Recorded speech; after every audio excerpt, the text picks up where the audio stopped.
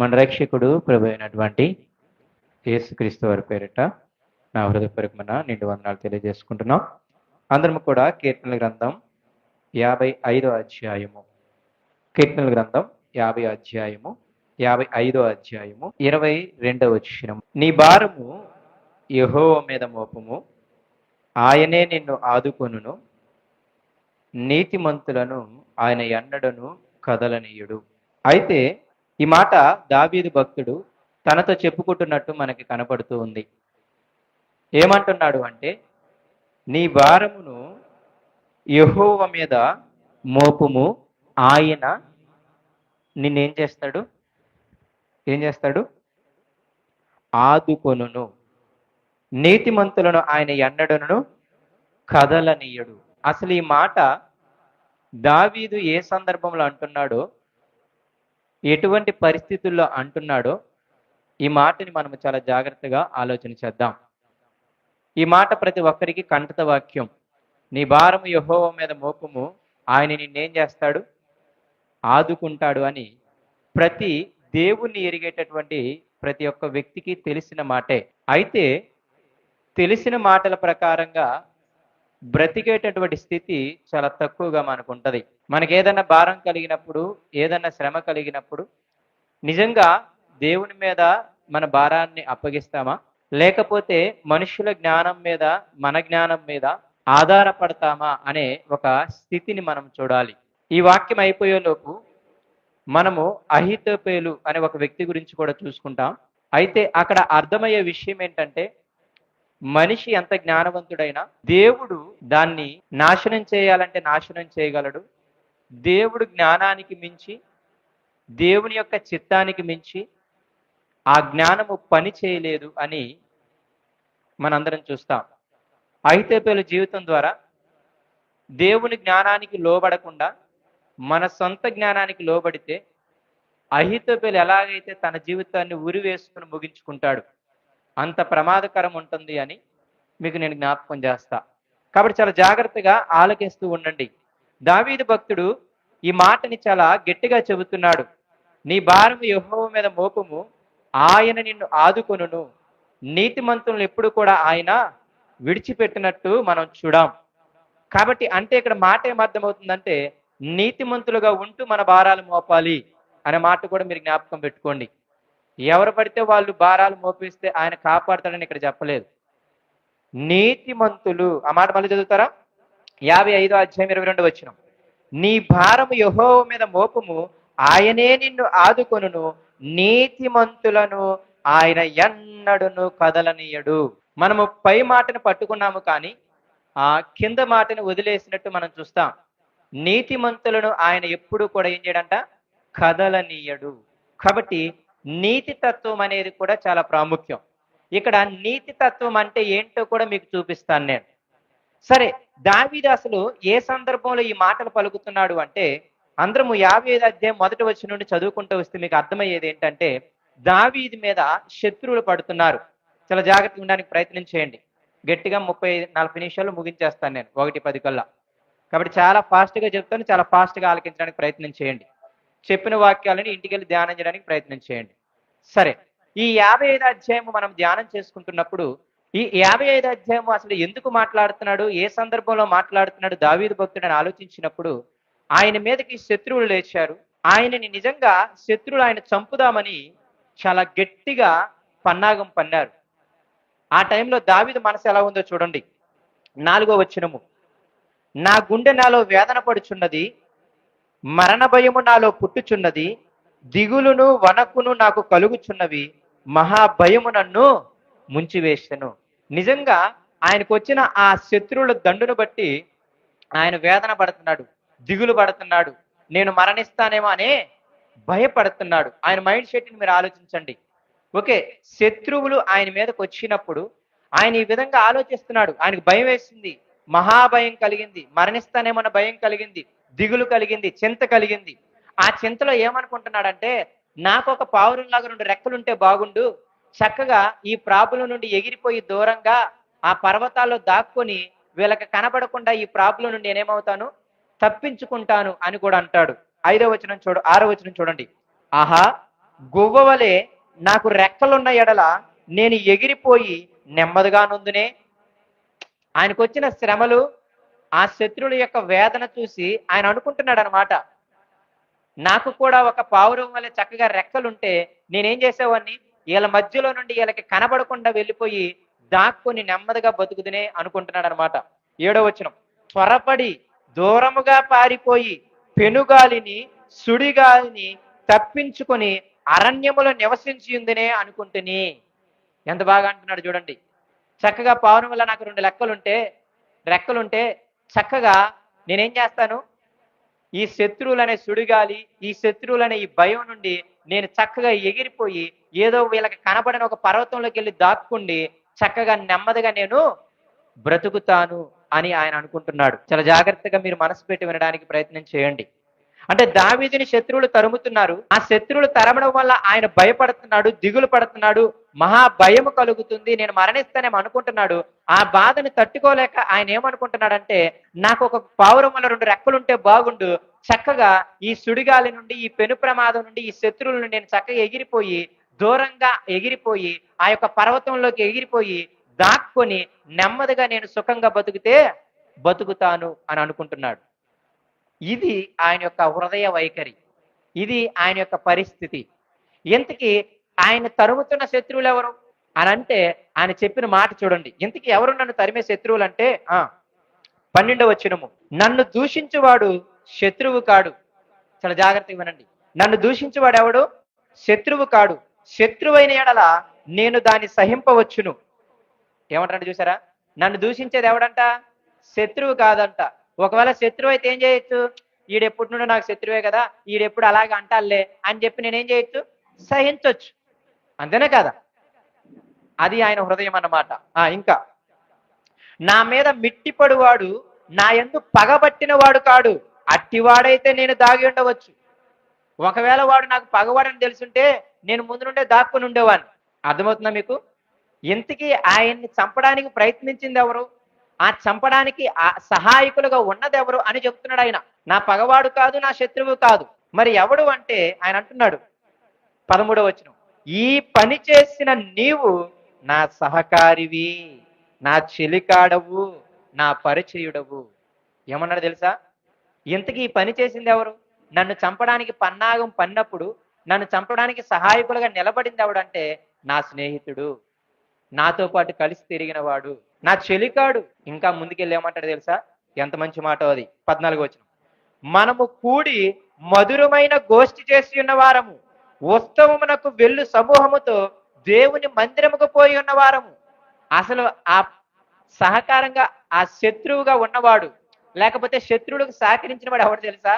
ఏంతో పాటు కలిసి ఇద్దరు కలిసి ప్రేయర్కి వెళ్ళారంట, ఇద్దరు కలిసి మందిరానికి వెళ్ళే వాళ్ళంట, ఇద్దరు కలిసి చక్కగా ఉత్సవంగా సంతోషంతో పాటలు పాడుకుంటూ మందిరానికి వెళ్ళే వాళ్ళంట, ఇద్దరు కలిసి చక్కగా పుష్టిగా ఆహారం తినేవాళ్ళంట, కలిసి ఆనందించేవారంట.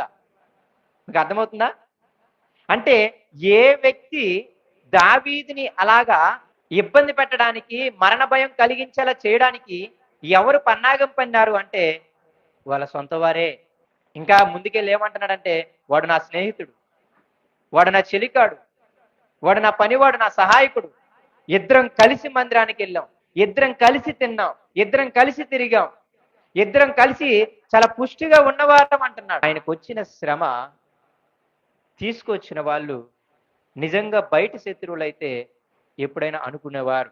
అయితే ఇంతకీ ఎవరు వాళ్ళు అని ఆలోచించినప్పుడు ఈ మాటలన్నీ ఉన్నాయి కదా, నాతో పాటు కలిసి తిరిగారు, నాతో పాటు కలిసి ఉన్నారు, నా స్నేహితుడు అని. ఈ మాటలన్నీ కూడా దావీదు జీవితంలో ఒక వ్యక్తికి సరిపోయినట్టుగా మనం చూస్తాం. ఆ వ్యక్తి పేరే అహీతోపేలు. చాలా మంది దేవుని భక్తులు, లేకపోతే చాలా మంది దైవ సేవకులు ఈ మాటలు, ఆయన చెప్పిన మాటలు ఉన్నాయి కదా, అతడు నా చెలికాడని, నా సహాయకుడని, ఇద్దరం కలిసి మందిరానికి వెళ్ళామని, ఇద్దరం కలిసి చక్కగా తిరిగామని, ఈ మాటలు ఎవరికి సరిపోతాయని చూసినప్పుడు దావీదు జీవితంలో ఉన్న వ్యక్తులలో అహీతోపేలుకు సరిగ్గా సరిపోతాయని చెబుతున్నారనమాట. నిజంగా మనం అహీతోపేలు జీవితం గురించి చదివినప్పుడు ఈ మాటలు నిజమే అన్నట్టు కూడా మనకు తెలుస్తుంది. ఇప్పుడు మన అందరము కూడా అహీతోపేలు గురించి చూడడానికి మనం ప్రయత్నిద్దాం. అందరము 2వ సమూయేలు గ్రంథం రెండో సమూయేలు గ్రంథం 15వ అధ్యాయం 12వ వచనం చూద్దాం. మరియు బలి అర్పింపవలనని ఉండి అబ్షాలోము గిలోనీయుడైన అహీతోపేలు అను దావీదు యొక్క మంత్రిని గీలో అను అతని ఊరి నుండి పిలిపించిండెను. అబ్షాలోము దగ్గరకు వచ్చిన జనము మరి ఎక్కువ ఒకటి చేత కుట్ర బహుబలమాయను. ఇంతకీ ఎవరు ఈ అహీతోపేలు? ఇక్కడ చెబుతున్నాడు. నిజంగా ఇప్పుడు దావీదుని చంపటానికి ఎవరు కుట్ర పన్నారు అంటే తన సొంత గర్భాన పుట్టిన కుమారుడు అబ్షాలోము అన్నమాట. ఎవరు? అబ్షాలోము. అబ్షాలోము ఇప్పుడు దావీదుని తరమడానికి ప్రయత్నిస్తున్నాడు. దావీదుని చంపుదామని చెప్పి అందరినీ పోగేసుకున్నాడు. ఏం చేశాడు? అందరినీ పోగేసుకున్నాడు. అప్పుడప్పుడు అనిపిస్తుంది అనమాట. ఇంకొకరిని ఎవరిని పోగేసుకున్నాడు? అందులో ఒక వ్యక్తి అహీతోపేలు. అహీతోపేలు ఎవరు? దావీదుకు మంత్రి. మంత్రి అంటే అర్థం ఏంటంటే ఆలోచనలు చెప్పేవాడని, ఆలోచనకర్త అని. అంటే ఏం చేయాలి ఏం చేయకూడదని చెప్పేవాడని. ఈ అహీతోపేలు ఎలాంటోడు తెలుసా? ఇతను గాని ఒక ఆలోచన చెబితే ఎలా నమ్మేవాడు తెలుసా? డైరెక్ట్ గా దేవుడి దగ్గర విచారణ చేసి చెప్పినట్టుగా నమ్మేవాళ్ళంట దావీదు, అబ్షాలోము. అంటే ఈ వ్యక్తి ఆలోచన ఎలా చెప్తున్నాడంటే దేవుడి దగ్గర గోజాడి విచారించి అది దేవుడు చేయమంటేనే మనకి చెప్పాడు. ఒక మాటలో చెప్పాలంటే ఇది దేవుడి ఆలోచనే. ఇతను చెప్పే ఆలోచన ఏ ఆలోచన? దేవుడి ఆలోచన అని చెప్పి గట్టిగా నమ్మేసే వాళ్ళంట. దానికి 16వ అధ్యాయము 23వ వచనం చూడండి. 16వ అధ్యాయం 23వ వచనం. ఆ దినములలో అహీతోపేలు చెప్పిన ఏ ఆలోచన అయినను, ఆ మాట చాలా జాగ్రత్తగా చూడండి. అహీతోపేలు చెప్పిన ఏ ఆలోచన అయినను ఒకడు దేవుని యొద్ద విచారణ చేసి పొందిన ఆలోచన అయినట్టుగా ఉండెను. దావీదును అబ్షాలోమును దానిని అట్లే ఎంచుచుండిరి. అసలు ఈ అహీతోపేలు ఎంత తెలివి కలిగిన వాడంటే, ఎంత జ్ఞానం కలిగిన వాడంటే, ఇతని ఆలోచన మీరు ఆలోచించండి. ఇతడు గాని ఒక ఆలోచన చెబితే రాజు దావీదు కానీ తన కుమారుని అబ్షాలోము కానీ ఏం చేసేవాళ్ళంట? గుడ్డిగా నమ్మేసేవాళ్ళంట. ఇది దేవుని దగ్గర నుండి వచ్చిందే, ఇది దేవుని వాక్కే, ఇది దేవుని ఆలోచనే అని అంత గట్టిగా నమ్మేవాళ్ళంట. అంత గట్టిగా నమ్మేవాళ్ళని మనకు చూపిస్తాం. కాబట్టి అహీతోపేలుని మీరు చిన్న విషయంగా చూడమాకండి. అహీతోపేలు ఎలాంటి వాడంటే అంత గట్టి ఆలోచన పరుడు. మీ అందరికీ తెలుసో లేదో, ఈ కాలంలో మనం ఆలోచనకర్తలను చెప్పాలి అంటే ఐఏఎస్ ఆఫీసర్ని ఆలోచనకర్తలు అంటారు. నిజమే, చాలా మంది రాజకీయ నాయకులు కానీ తర్వాత అధికారులు అందరూ కూడా సీఎం మొదలుకొని ఎంపీల వరకు ఎమ్మెల్యేల వరకు కూడా ఐఏఎస్ యొక్క ఆలోచన తీసుకుంటారు. అందుకే ఈ భూమి మీద అత్యంత మంచి జ్ఞానం ఉన్న పదవి ఏదంటే ఐఏఎస్ పదవే. ఐఏఎస్ అంత ఈజీగా ఎవరు. కాబట్టి వీళ్ళందరూ కూడా వాళ్ళ దగ్గరకు వచ్చి ఆలోచన తీసుకుంటారు. ఈ ప్రాజెక్ట్ చేయొచ్చా, ఈ ప్రాజెక్టులో ఏమన్నా నష్టాలు ఉంటాయా, ఈ ప్రాజెక్టు రెడీ అవుతుందా, లేకపోతే ఇది అవ్వదా, ఒకవేళ దీన్ని చేయాలంటే ఏం చేయొచ్చు. ఎందుకంటే వాళ్ళందరికీ అంత జ్ఞానం ఉండదు. కాబట్టి ఈ ఆలోచన మీరు ఆలోచించండి. ఐఏఎస్ అధికారులను చాలా గట్టిగా చూసుకుంటారు.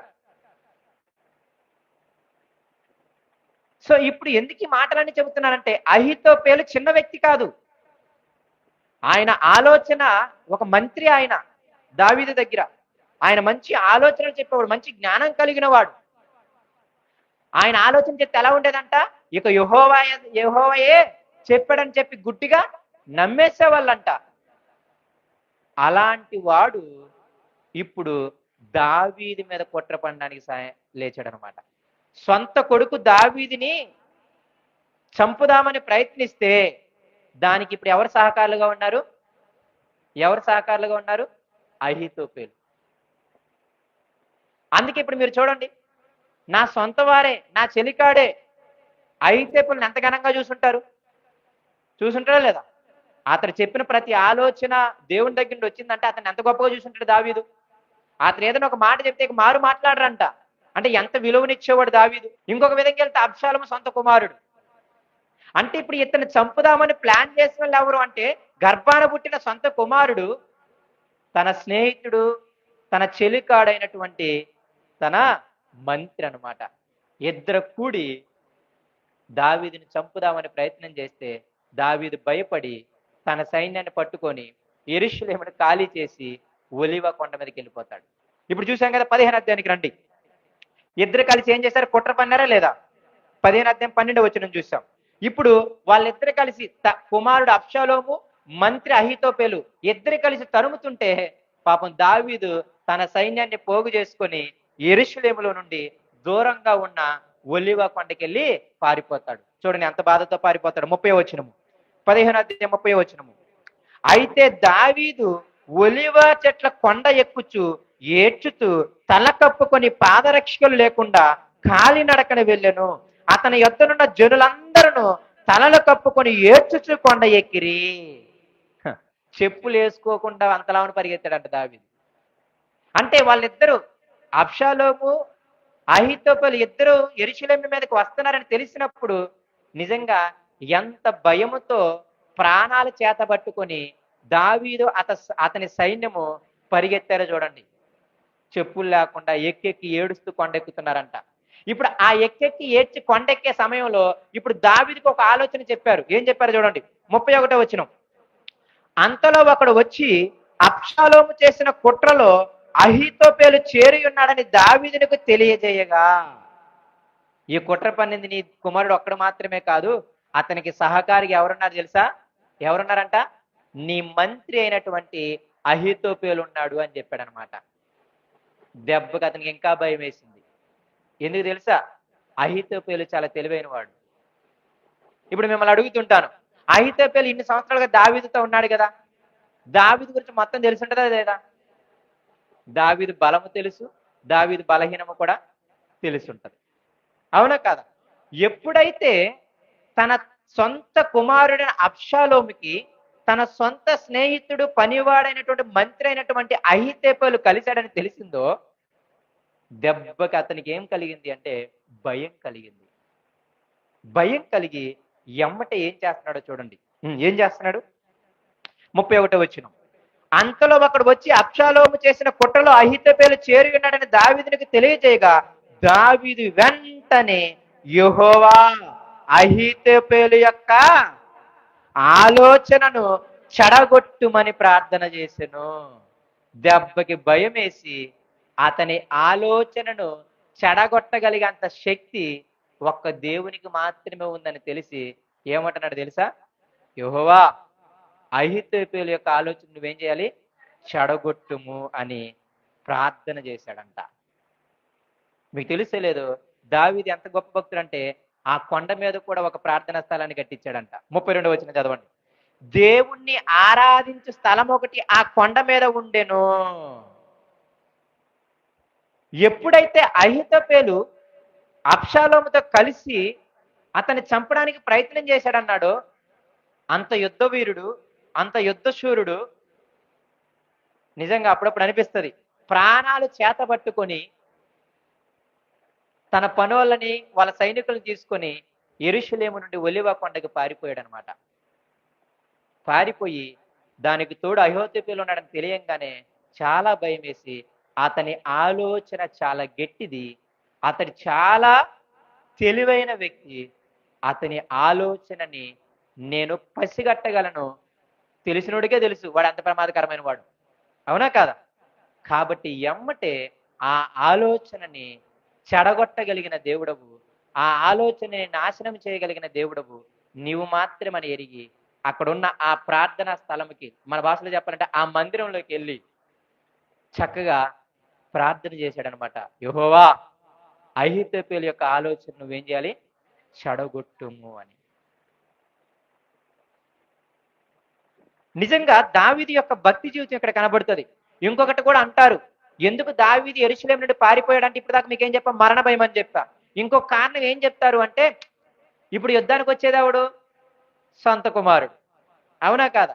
ఇప్పుడు కానీ దావీదు కానీ యుద్ధం చేశాడు అనుకోండి, చంపాల్సింది ఎవరిని? తన సొంత కుమారుణ్ణి. దావీదు చాలా యుద్ధ ప్రవీణుడు, తన దగ్గర ఉన్న యుద్ధ సైన్యులు కూడా మామూలు కాదు. కాబట్టి నా సొంత కుమారుడినే చంపుకోవాలని చెప్పి పారిపోయాడని కూడా అంటారనమాట. అర్థమవుతుందా? తన సొంత కుమారుడి మీద ప్రేమతో యుద్ధం చేస్తే మేము గెలవగలం, కానీ యుద్ధం చేసేది ఎవరితో? శత్రువుతో కాదు, నా సొంత కుమారుడితో. కాబట్టి వాడిని చంపి నేనేం చేయను? అది కూడా రీజన్ తీసుకోవచ్చు. ఎందుకంటే అబ్షాలోము చచ్చిపోయినప్పుడు చాలా ఏడుస్తాడు దావీదు. కాబట్టి ఏది ఏమైనప్పటికీ మొత్తానికి ఇక్కడ విషయం ఏంటంటే అహీతోపేలు యొక్క ఆలోచన చాలా బలమైనది, చాలా యుక్తి కలిగిన వాడు. కాబట్టి అతని ఆలోచనను జయించే శక్తి నాకు లేదు. కాబట్టి అతని ఆలోచనను భంగం చేయగలిగే శక్తి దేవునికి మాత్రమే ఉంది అని చెప్పి దేవునికి ప్రార్థన చేశాడు. ఎమ్మటే దేవుడు ఏం చేశాడు? ఎమ్మటే దావీదు తెలివి కలిగి హూషై అనే ఒక వ్యక్తిని అతని దగ్గరికి పంపిస్తాడు. సరే, అక్కడ ఉండి నాకు సమాచారం చేస్తూ ఉండని వాళ్ళ ఆలోచనలు అని. సరే, ఇదంతా అయిపోయిన తర్వాత ఇప్పుడు ఎమ్మటే అహీతోపెలు చాలా తెలివైనడు కదా. ఇప్పుడు సైన్యం చాలా తక్కువ ఉన్నారు దావీదికి. ఇప్పుడు కొండ మీద ఉన్నాడు కదా, ఫుల్గా అలిసిపోయి ఉంటాడు. కాబట్టి ఇదే సమయం రాజుని చంపాలంట అని. కాబట్టి తెలివైనడు కదా, ఎమ్మటే ప్లాన్ చేశాడు. అబ్షాలోము ఏమడుగుతున్నాడు చూడండి, 17వ వచనం, 17వ అధ్యాయం. దావీదు అలసట నొంది బలహీనముగానున్నాడు గనుక నేను అతని మీద పడి అతన్ని బెదిరించిన ఎడల అతని యొద్దనున్న జనులందరూ పారిపోదురు, రాజును మాత్రము హతము చేసి జనులందరినీ తట్టు తిప్పెదను. నీవు వెదకు మనిషిని నేను పట్టుకొనగా జనులందరూ వచ్చి నీతో సమాధాన పడుదురు గనుక నీ చిత్తమైతే నేను 12,000 మందిని ఏర్పరచుకొని పోయి ఈ రాత్రి దావీదును తరిమి పట్టుకొందునని అహీతోపేలు అబ్షాలోముతో చెప్పగా ఈ బోధ అబ్షాలోముకును ఇజ్రాయేలు వారి పెద్దలందరికీ యుక్తముగా కనబడెను. ఎంత తెలివైనడో చూడండి. దావీదు ఇప్పుడు అలసిపోయి ఉంటాడు, ఆ కొండెక్కి తినడానికి తిండి లేక బాగా అలసిపోయి ఉంటాడు. ఈ సమయంలో దావీదు వెనకున్నది కూడా ఎంతమంది? చాలా తక్కువ మంది. కాబట్టి అబ్షాలోము, నువ్వు నాకు కానీ సెలవిస్తే ఒక 12,000 మందిని నాకు ఇస్తే తీసుకెళ్ళి ఏం చేస్తాను? నేను దావీదుని ఒక్కడిని చంపేస్తా, మిగతా వాళ్ళందరినీ నీ వైపు తిప్పుతానన్నమాట. అహీతోపెలుకి ఎందుకు దావీదు అంటే ఎంత పగ? అది కూడా మీరు ఆలోచన చేయాలి. సాధారణంగా ఏమంటారు అంటే అహీతోపెలు ఎవరు అంటే బత్షెబాకి తాత అని కూడా అంటారు. ఎవరికి? బత్షెబా. బత్షెబా జ్ఞాపకం ఉందా లేదా? సొలొమోను తల్లి, ఊరియా భార్య. ఆమెతో పాపం చేసి ఊరియాని చంపిస్తాడా లేదా? అర్థమవుతుందా? ఆ ఊరియా తండ్రి ఎలియాము, ఆ ఎలియాము తండ్రి అహీతోపెలు అనమాట. అవి కొన్ని రిఫరెన్స్లు మనకు కనపడతాయి. సో కాబట్టి ఇప్పుడు మీరు ఏం జ్ఞాపకం పెట్టుకుంటారంటే ఈ అహీతోపెలు ఎవరు అంటే బత్షెబా యొక్క తాతగారు. కాబట్టి అప్పటి నుండి కూడా ఈ పగ దావీదు ఉండొచ్చు అని కూడా అంటారనమాట. మరి బత్షెబాని మోహించి తన భర్తని చంపించేసి, అవునా కదా, ఎంత చేశాడు కదా. కాబట్టి ఆ పగ కూడా ఆయనలో ఉండి ఉండొచ్చు అంటారు. అది సబబే, నమ్మొచ్చు మనం. లేకపోతే ఇంతగా చంపాలని ఎందుకు తాపత్రయపడతారు చెప్పండి? అబ్షాలోము చంపమని పంపించట్లే. మీకు అర్థమవుతుందా? అబ్షాలోము చంపమని పంపించట్లే. బేసిక్గా నన్ను అడిగితే అబ్షాలోము చంపమని చెప్పాలి. ఎందుకు తెలుసా? అతను చచ్చిపోతే నేను రాజు అయ్యేది. చాలా జాగ్రత్తగా ఆలోచించండి, అంతేనే కదా. ఇప్పుడు దావీదు చచ్చిపోతేనే ఈ ప్రజలు నన్ను రాజుని చేస్తారు. కాబట్టి ఎవరు చంపమని పంపాలి? బేసిక్గా అబ్షాలోము పంపించాలి రాజుని చంపమని. కానీ ఎవరు వెళ్తున్నారు? ఎవరు అడుగుతున్నారు? అహీతోపెలు అడుగుతున్నాడు. నిజంగా ఇది చాలా తెలివైన ఆలోచనే. దానికి ఏమయ్యారంట? అబ్షాలోము ఒప్పుకున్నారంట, ఇజ్రాయేలుడు కూడా ఒప్పుకున్నారంట. అయితే ఇప్పుడు అబ్షాలోముకి చిన్న ఆలోచన పుట్టిందనమాట. ఇప్పటిదాకా అహీతోపెలు ఏది చెప్తే అది ఏం చేసేవాళ్ళు? ఇది దేవుని దగ్గర నుండి వచ్చిందని చెప్పి నమ్మేసేవాళ్ళు. కానీ అహీతోపెలు ఏమనుకున్నాడంటే ఇంకొక ఆలోచనకర్త ఉన్నాడు. ఎవరో? హూషై. ఎవరున్నారు? ఇంకొక ఆలోచనకర్త ఉన్నాడు. ఎవరు? హూషై. అతన్ని ఒకసారి అడుగుదామని అడుగుతారనమాట. అప్పుడు అడిగితే హూషై ఏం చెప్తాడు తెలుసా? ఏంటి మీరు దావీదుని అంత చిన్న తక్కువ అంచనా వేస్తున్నారా? అతడు ఎలుగు బంటిలా మీ మీద పడతాడని చెప్తాడు అనమాట. ఏమని చెప్తాడు చూడండి హూషై. 7వ వచనము. హూషై అబ్షాలోముతో ఇట్లనెను. ఈసారి 17వ అధ్యాయము 7వ వచనము.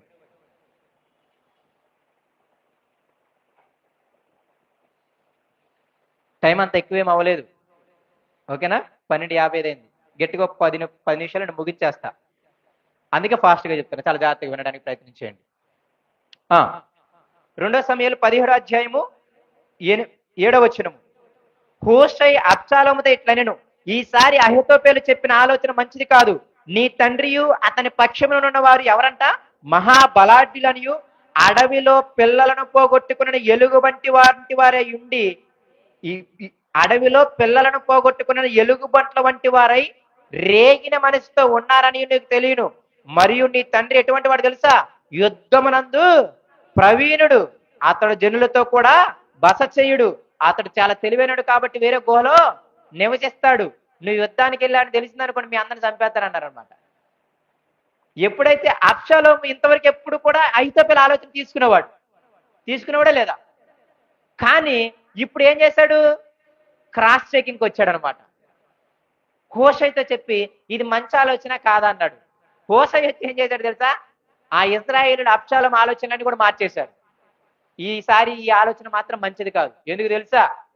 నీ తండ్రి అతని వెనకున్న సైన్యం చిన్న చితకోలు కాదు. ఎలాంటి వాళ్ళు? బలాఢ్యులు. అదిగాక నీ తండ్రి అలాంటోడు, యుద్ధ ప్రవీణ్యం కలిగిన వాడు. అదిగాక ఇంకా మన మాటలు చెప్పాలంటే వాళ్ళందరూ గాయపడ్డోళ్ళు. ఏలితే మిమ్మల్ని చంపేస్తారు. ఎలుగుబంటి ఎలాగైతే తన పిల్లల్ని పోగొట్టుకున్న ఆ యొక్క స్థితిలో ఎలా చంపేస్తుందో అంత భయంకరంగా మీ మీద పడి చంపేస్తారని పోలికి చెప్పాడు అనమాట. గాయపడిన సింహం అంటాను చూసావా? అప్పుడప్పుడు అవునా కదా? మామూలు సింహం వేరు, గాయపెట్టామనుకోండి మనం, అప్పుడు అది మన మీద పడే విధానం వేరు. కాబట్టి హూషై అలా భయపెట్టేశాడు. వాళ్ళు ఇప్పుడు రేగిన మనసుతో ఉన్నారు. ఇప్పుడు కానీ నువ్వు వెళితే మిమ్మల్ని అందరినీ చంపేస్తారంటే చివరికి ఎవరికి ఓటేస్తాడంటే అబ్షాలోము హూషై ఆలోచనకే ఓటేస్తాడు. అయితే ఇక్కడ మీకు ఆలోచించాలి, ఇదంతా అబ్షాలోము హూషై ఆలోచన వినాలనే స్థితిని ఎవడు కలిగించాడు? ఇదంతా ఆ మాట చదివితే 14వ వచనం చూడండి ఎంత ఎక్సలెంట్ గా ఉంటుందో. 14వ వచనం 17వ అధ్యాయం. అబ్షాలోమును ఇజ్రాయేలు వారందరూ ఈ మాట విని అర్కీయుడైన హూషై చెప్పిన ఆలోచన అహీతోపెలు చెప్పిన దానికంటే యుక్తమని ఒప్పుకొనిరి. దెబ్బకి అప్పుడు అంతకుముందు ఏమనుకున్నారు? అహీతోపెలు చెప్పిన ఆలోచన గొప్పదని చెప్పారు అబ్షాలోము ఇశ్రాయేలు అందరూ. అన్నారా లేదా?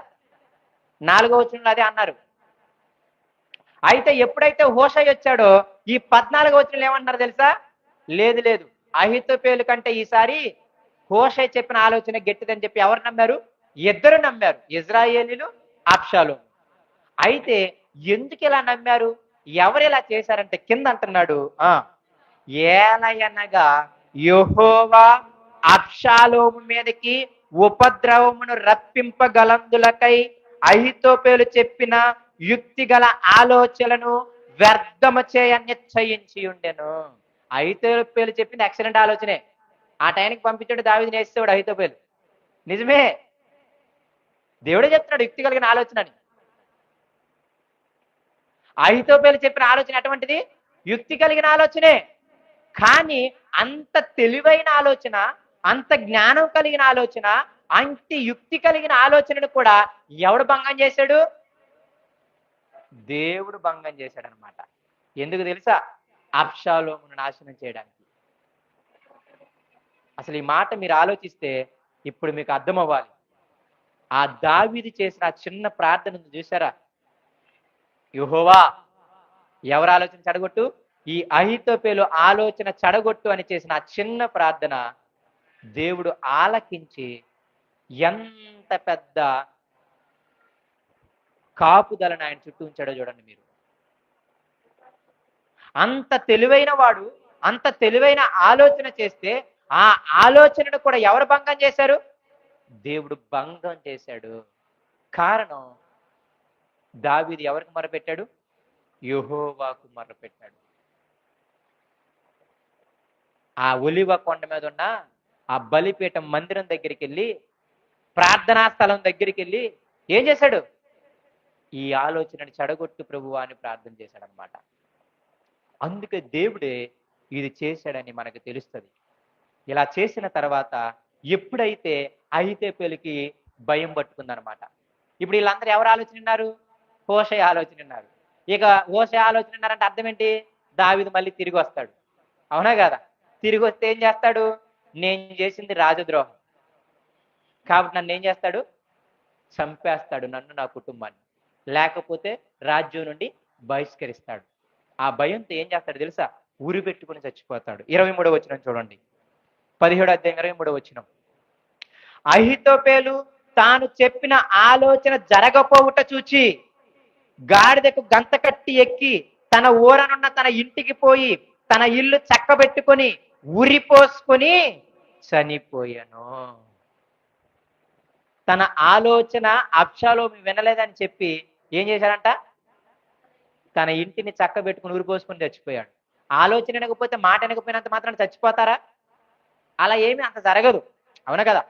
నా మాట వాళ్ళు వినలేదని చెప్పి నువ్వు నేను వెళ్ళి చచ్చిపోతామా? మరి ఎందుకు చచ్చిపోయాడని ఆలోచన చేస్తే, మాట వినలేదనే ఒక కారణం కంటే కూడా బ్యాక్ సైడ్ మనం ఇది ఆలోచించవచ్చు. ఎప్పుడైతే హోషై మాట అబ్షాలోము విన్నాడో, నాకు తెలిసి అహీతోపెలు కూడా దేవుణ్ణి ఎరిగిన వాడు అవుతాడు. ఎందుకంటే దావీదుతో పాటు అన్నిసార్లు తిరిగి ఉంటాడు కదా. అవునా కాదా? కాబట్టి దేవుడి పక్షాన దావీదు ఉంటాడని చెప్పి దావీదు పక్షాన దేవుడు ఉంటాడని చెప్పి కొంచెము అవగాహన వచ్చేస్తుంటది. దేన్ని బట్టి? ఈ హోషయ ఆలోచన అబ్షాలోము వినడం బట్టి, ఈ హోషయ ఆలోచన అందరూ ఇజ్రాయేల్ ప్రజలు వినడం బట్టి అతనికి ఏమర్థం? నేను చేసింది మంచి తెలివైన ఆలోచన. ఈ సమయంలో కానీ అబ్షాలోము నాకు సాయం చేస్తుంటే దావీదుని చంపేసేయచ్చు. అయినప్పటికీ ఈ ఆలోచన భంగపరిచాడు అంటే, ఈ హోషయ మాట అబ్షాలోము విన్నాడు అంటే, ఇది నాకు తెలిసి దావీదుని రక్షించడానికి దేవుడు చేసిన పన్నాగమని అర్థమయ్యింది. ఒకవేళ తిరిగి వస్తే అబ్షాలోముని దేవుడు చంపేస్తాడు, దావీదు మళ్ళీ వస్తాడు, రాజు అవుతాడు, రాజద్రోహం చేసినందుకు నన్ను, నా కుటుంబాన్ని చంపేస్తాడు అని చెప్పి భయం కలిగి ఏం చేశాడు? తనకు తానే ఉరి పోసుకుని చచ్చిపోయాడు అనమాట. ఇదంతా వింటున్నప్పుడు మీకు ఏమర్థమవుతుందో చూడండి.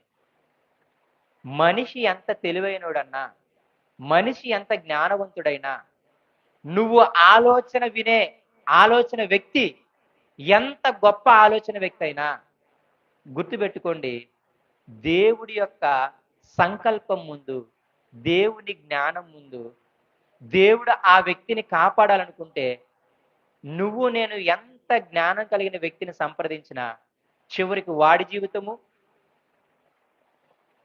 మీకు తెలిసే లేదు. చెప్పిన అహీతోపెలు జీవితము, విన్న అబ్షాలోము జీవితము, ఇద్దరు నిజంగా ఒక భాషలో చెప్పాలంటే కుక్క చావులు తెచ్చారనమాట. అబ్షాలోము మరీ దారుణం. తన తల ఒక చెట్ల మధ్య అనుకుంటా, చెట్ల మధ్య అలాగ చంపేస్తే తల అలా ఏలాడుతూ ఉంటది, మొండని తీసుకెళ్ళిపోతారు. ఎందుకు ఈ మాట నేను అంటున్నాను అంటే, మనుష్యుల ఆలోచనలు వ్యర్థము. వాళ్ళ ఆలోచనలు ఎప్పటికీ కూడా జయాన్ని సాధించవు. మనుషులు ఎంత జ్ఞానం కలిగిన వాళ్ళని ఉండొచ్చు. అహీతోపెలు చిన్న స్థితిగా వాడు కాదు, అతడు చాలా జ్ఞానవంతుడు, చాలా తెలివైన వాడు. కానీ గుర్తుపెట్టుకోండి, దేవుని సంకల్పం దావీదు ద్వారా అన్ని జరగాలి అని, దేవుని సంకల్పం సొలొమోను రాజు అవ్వాలి అని. కాబట్టి ఆ సంకల్పాన్ని ఎంత పెద్ద జ్ఞానవంతులైనా, ఎంత పెద్ద జ్ఞానమైనా నిజంగా అది వారి జీవితాలని, వారి కుటుంబాలని నాశనం చేస్తుంది. చాలా భయం మనం కలిగి ఉండాలి. మనం వెళ్ళే ఆలోచన, మనం చేసే ఆలోచన, మనము తోటి వ్యక్తి మీద చేసే ఆలోచన, అది దేవునికి విరుద్ధమైనదా, దేవుని చిత్తానుసారమైనదా, దేవుని సంకల్పానికి విరుద్ధమైనదా, దేవుని సంకల్పానుసారమైనదనా, దేవుని వాక్యానుసారమైనదనా అని మీరు ఆలోచించకపోతే, మీరు ఎవరైతే తెలివైన వాళ్ళని ఆలోచించారో వారిద్దరి జీవితాలు నాశనం చేసుకుంటారు. ఇప్పుడు మీరు రండి అక్కడికి.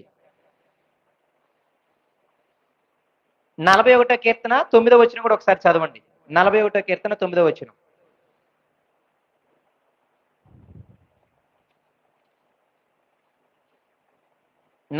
కీర్తన 9వ వచనం. నేను నమ్ముకొనిన నా విహితుడు నా ఇంట భోజనము చేసిన వాడు నన్ను తన్నుటకై తన మడిమనెత్తెను. దావీదు అంటున్న మాట అన్నమాట. కీర్తనల గ్రంథం 41వ అధ్యాయం 9వ వచనం. నాతో కలిసి భోజనం చేసిన వాడు నా సన్నిహితుడు నన్ను తనడానికి ఏం చేశాడంట? మడిమనెత్తెను. మీరందరూ తెలిసి ఉంటుంది, అప్పుడప్పుడు మన సొంత వారే మనకు ద్రోహం చేసిన సందర్భాలు చాలా ఉంటాయి. సేవలో కూడా చాలా మంచిగా ద్రోహం చేసిన వాళ్ళు చాలా గట్టిగా ఉన్న వాళ్ళు ఉంటారు. ఆ సమయాల్లో నువ్వు నేనేం చేయాలి? 55వ కీర్తనకి రండి. దావీదు నీ భారం యెహోవా మీద మోపు అనే దానికి ముందుగా ఏమన్నాడో చూడండి. 21వ వచనం. కీర్తనల గ్రంథం 55వ అధ్యాయం 21వ వచనం. వారి నోటి మాటలు వెన్నవలె మృదువుగానున్నవి, అయితే వారి హృదయంలో ఏమున్నదంట? కలహం ఉన్నది. నాకు తెలిసి అహీతోపెలు అబ్షాలోము ఇద్దరు సొంతోళ్ళే. ఆయన దగ్గరికి వచ్చినప్పుడు ఎంత భయపడి ఉంటారు, ఎంత మృదువుగా మాట్లాడుంటారు. వెన్నవలె మృదువుగా ఉన్నాయంట వాళ్ళ మాటలు, కానీ లోపల ఎంత ఉంది? అహీతోపెలు ఎంత ద్వేషం పెట్టుకున్నాడు లోపల. అవునా కదా? అహీతోపెలు చాలా ద్వేషం పెట్టుకున్నాడు. నా మనవరాలి జీవితాన్ని పాడు చేసావని. పాడు చేసింది ఏం లేదు, తిరిగి భార్యగా చేసుకున్నాడు. చక్కగా తన కుమారుణ్ణి ఇప్పుడు రాజుని చేస్తున్నాడు. ఒకరి మీద ద్వేషము, ఒకరి మీద మత్సరము చివరికి మనంతాన్ని తీసుకెళ్తుంది తప్ప ఏ ఉపయోగం ఉండదు. ఈ అహీతోపెలు కానీ అబ్షాలోము కానీ పైకి మృదువైన మాటలు మాట్లాడుతున్నారు, కానీ లోపల ఎలాంటి వాళ్ళు? వాళ్ళ హృదయంలో చాలా కలహం ఉంది. తర్వాత మాట, వారి మాటలు చమురు కంటే నునుపైనవి, అయితే అవి వరదీసిన కత్తులే. వాళ్ళ మాటలు ఎలా ఉంటాయో తెలుసా? ఎంత మృదువుగా ఉంటాయో, ఎంత నునుపుగా ఉంటాయో, చమురు కంటే నునుపుగా ఉంటాయంట. కానీ అవి ఎలాంటి అంట? వరలో నుండి కత్తి తీసి ఎప్పుడు నరికేద్దామని రెడీగా ఉన్నట్టంట పోలిక. కత్తి వరలో లేదు, వరలో నుండి బయటికి తీసి కత్తి పట్టుకొని ఎప్పుడు వీళ్ళని వేసేద్దామని ఉన్నారంట.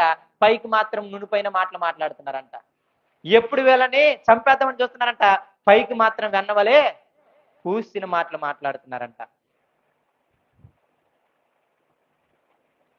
నిజంగా దావీదు జీవితంలో అలాంటి చూశాం. అయితే ఆ సమయంలో ఆయన ఏం చేశాడు తెలుసా?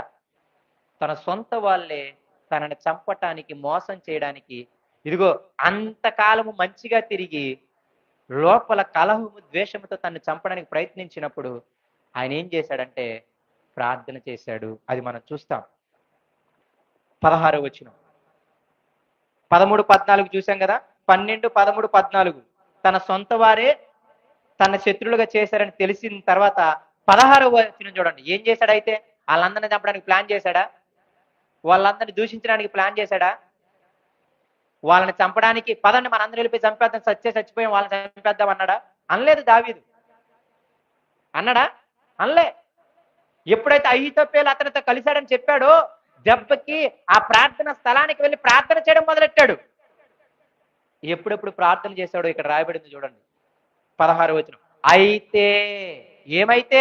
నన్ను చంపడానికి ప్రయత్నించింది నా సొంత వారు, నా స్నేహితుడు, నాతో పాటు కలిసి ప్రార్థనకు వచ్చినవాడు, నాతో పాటు మందిరానికి వచ్చి నాతో పాటు ప్రేమ విందు చేసినోడు.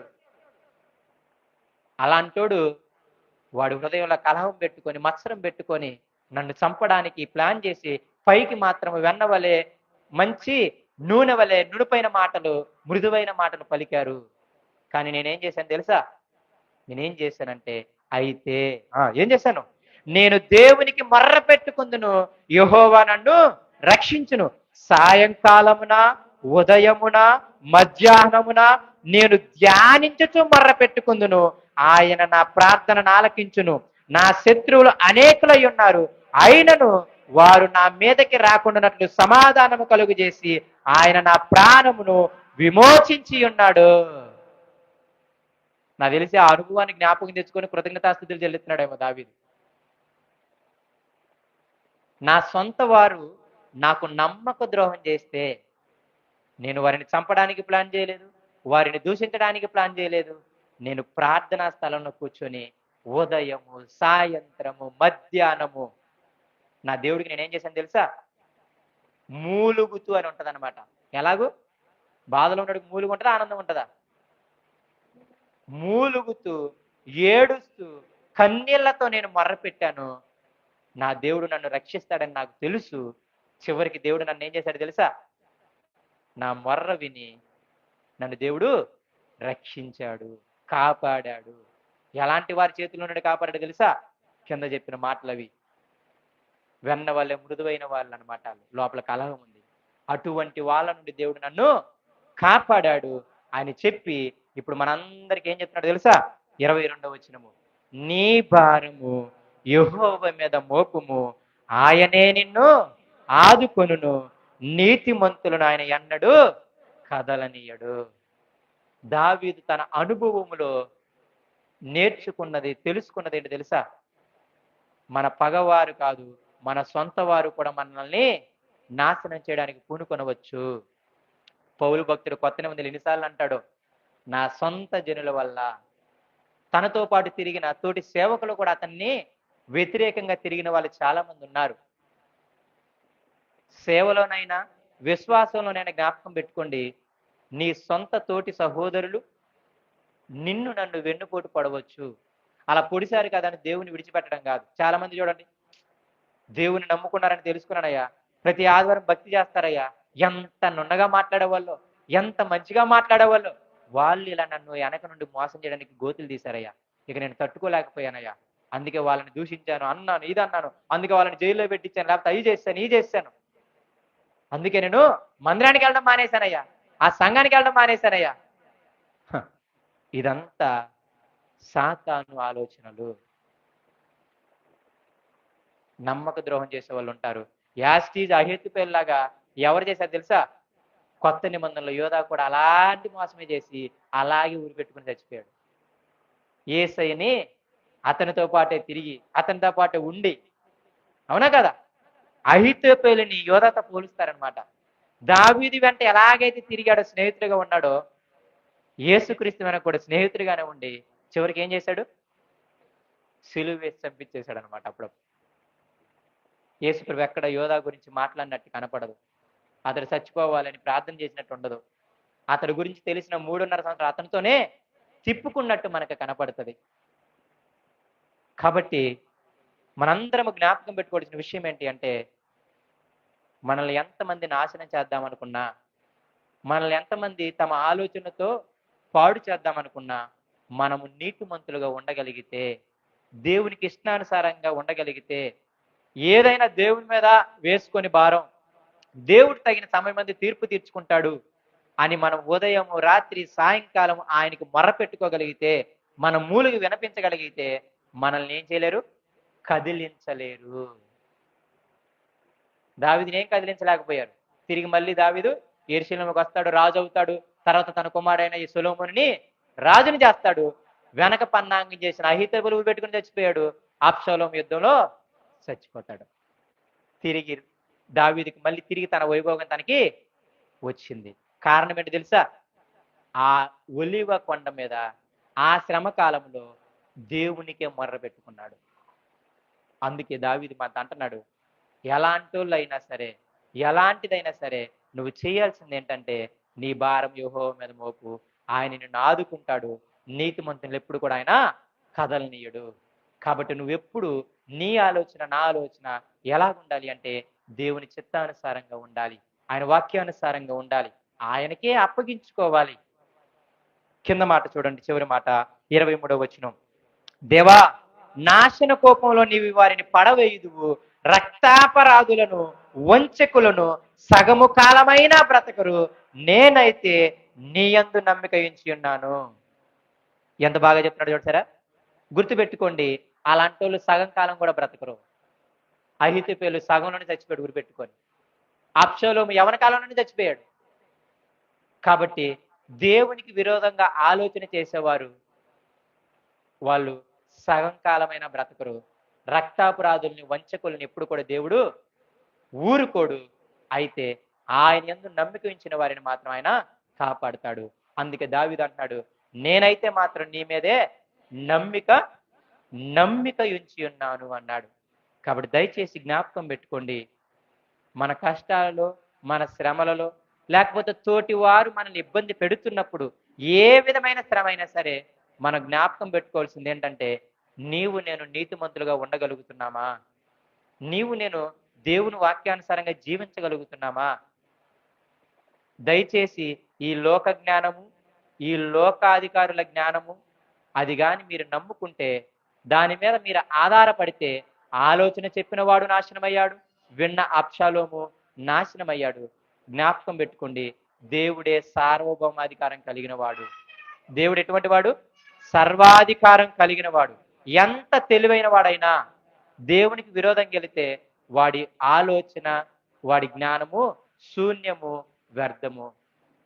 అన్ని విషయాల్లో భయం కలిగి బ్రతకండి. అన్ని విషయాల్లో నిజంగా ఆదరణ కలిగి ప్రోత్సాహంగా బతకండి. దేనికి భయపడాలని అవసరం లేదు. మన భారాలన్నీ దేవుడి మీద వేద్దాం. మనం మాత్రం దేవునికి ఇష్టంగా నీతిమంతులుగా బ్రతుకుదాం. ఒకానొక రోజు ఆయన ఏం చేస్తారు? మనల్ని అందరినీ కాపాడతాడు, విడిపిస్తాడు.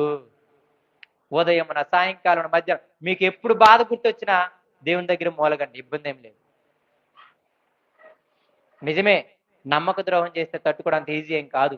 ఆ వ్యక్తులను చూస్తున్నప్పుడల్లా బాధ వేస్తుంది. ఆ వ్యక్తులను బాధ కాదు, ముందు వాళ్ళ మీద కోపం వస్తుంది. అయినప్పటికీ మనం చేయాల్సిన పని ఏంటంటే దేవుడికి మొర్ర పెట్టుకోవడమే. వాళ్ళ ఫలాన్ని వాళ్ళు పొందుకుంటారు దేవుడి దగ్గర. కాబట్టి దయచేసి మీ జ్ఞానం మీద, ఈ లోకంలో ఉన్న జ్ఞానం మీద ఆధారపడమాకండి. దేవుని ముందు అన్ని ఉపయోగపడవు. దేవుడి సినిమాలు దీవించిన గాక. అందరము బలలో చేతులు వేద్దాం.